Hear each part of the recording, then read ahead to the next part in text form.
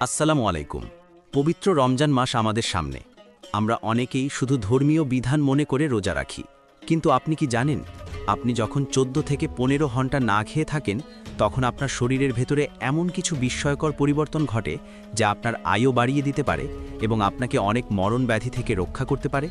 আজকের ভিডিওতে আমরা জানব রোজার সেই অবিশ্বাস্য বৈজ্ঞানিক উপকারিতাগুলো কি কি এবং আধুনিক বিজ্ঞান কেন আজ মুসলিমদের এই ইবাদতকে মিরাকাল হিসেবে দেখছে। চলুন দেখে নেওয়া যাক। রোজার সবচেয়ে বড় বৈজ্ঞানিক আবিষ্কারের নাম হল অটোফেজি। জাপানি বিজ্ঞানী ইয়োশিনোরি ওসুমি 2016 সালে এই বিষয়ে গবেষণা করে নোবেল পুরস্কার পান। অটোফেজি মানে হল নিজেকে নিজে খাওয়া। আমরা যখন একটানা দীর্ঘ সময় না খেয়ে থাকি, তখন আমাদের শরীরের সুস্থ কোষগুলো খাবারের অভাবে ক্ষুধার্ত হয়ে পড়ে। তখন তারা শরীরের ভেতর থাকা মৃত কোষ, ক্যান্সার সৃষ্টিকারী টক্সিন এবং অপ্রয়োজনীয় প্রোটিনগুলোকে খাবার হিসেবে গ্রহণ করে ধ্বংস করে ফেলে। সহজ কথায়, রোজা হলো আমাদের শরীরের একটি সার্ভিসিং প্রক্রিয়া। এটি আপনার শরীরকে ভেতর থেকে একদম নতুনের মতো পরিষ্কার করে দেয়। আপনি কি হৃদরোগ বা উচ্চ রক্তচাপে ভুগছেন? রোজা আপনার জন্য ওষুধের চেয়েও ভালো কাজ করতে পারে।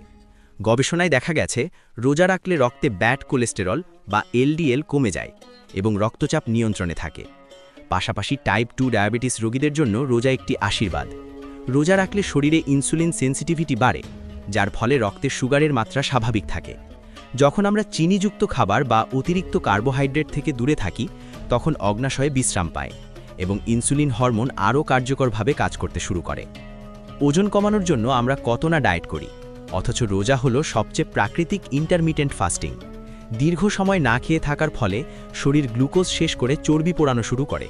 একে বলা হয় মেটাবলিক সুইচিং।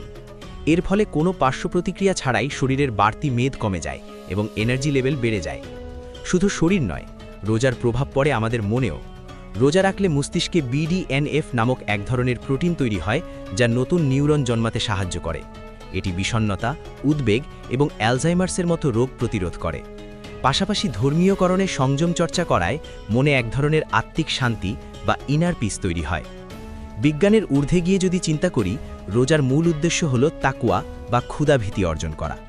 এটি আমাদের শেখায় ধৈর্য, এটি আমাদের শেখায় ক্ষুধার্ত মানুষের কষ্ট বুঝতে।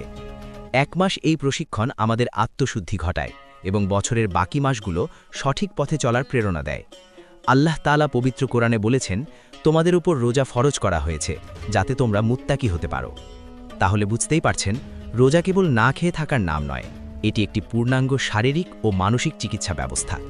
তবে একটা বিষয় মনে রাখবেন, রোজার প্রকৃত উপকার পেতে হলে ইফতারে অতিরিক্ত ভাজা পড়া এবং চিনিযুক্ত খাবার এড়িয়ে চলা জরুরি।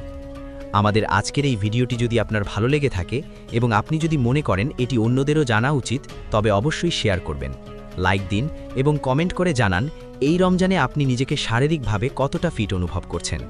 সবাই সুস্থ থাকুন, সুন্দরভাবে রোজা পালন করুন। আল্লাহ হাফেজ।